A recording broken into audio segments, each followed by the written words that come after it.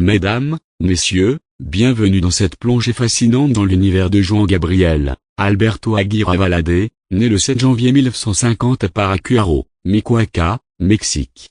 Surnommé affectueusement Juanga ou El Divo de Juarez, il est sans conteste l'un des plus grands compositeurs-interprètes de l'histoire de la musique latine. 1. Une enfance marquée par l'adversité. Juan Gabriel est le plus jeune d'une fratrie de 10 enfants.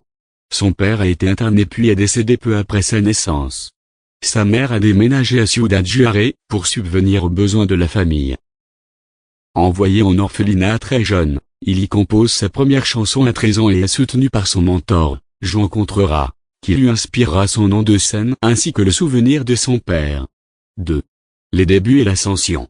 Il débute sous le pseudonyme d'Aluna, chantant dans des bars à Juárez avant de gagner Mexico City et d'y être emprisonné pour vol. Grâce à l'intervention du directeur de la prison, il est libéré et entre dans l'industrie musicale. En 1971, il signe avec RCA et adopte officiellement le nom Juan Gabriel. Il connaît immédiatement le succès avec No Tango Dinero, son premier tube qui devient disque d'or. 3. Une carrière légendaire. Ses débuts sont suivis d'albums comme El Alma Joven et Se Me Olvidó Otra Vez, mais en balade ranchera, avec notamment Mariachi Vargas de Tocalitla. Juan Gabriel compose plus de 1500 à 1800 chansons, tant pour lui-même que pour d'autres artistes en Amérique latine et en Espagne. Parmi ses plus grands succès figurent Amor Eterno, Corrida, Hasta que te conocí, Abraham muy fuerte, Costumbre et bien d'autres.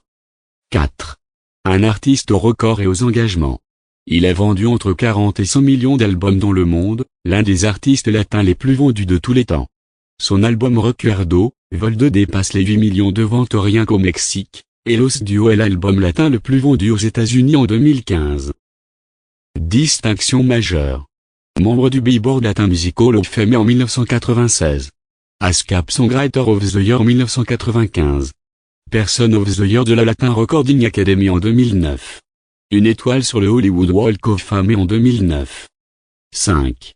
Réalisation marquante. En 1990, Juan Gabriel entre dans l'histoire en devenant le premier chanteur commercial à se produire au Palais des Beaux-Arts de Mexico, un lieu réservé jusque-là à la musique classique.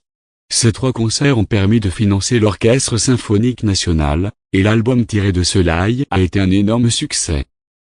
Il s'est engagé socialement en fondant Saint-Jazz, un foyer pour enfants défavorisés à Ciudad Juárez, accueillant des enfants de 6 à 12 ans.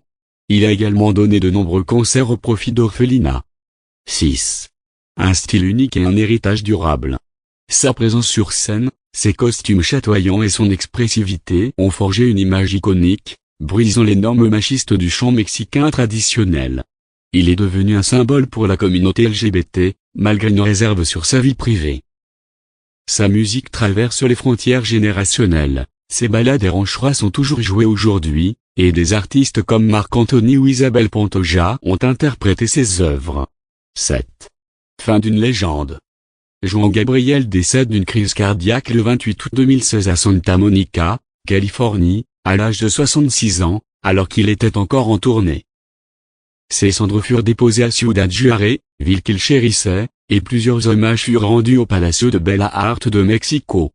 Conclusion. Juan Gabriel n'était pas seulement un chanteur, il était une légende nationale, un poète de l'âme mexicaine et un artiste universel.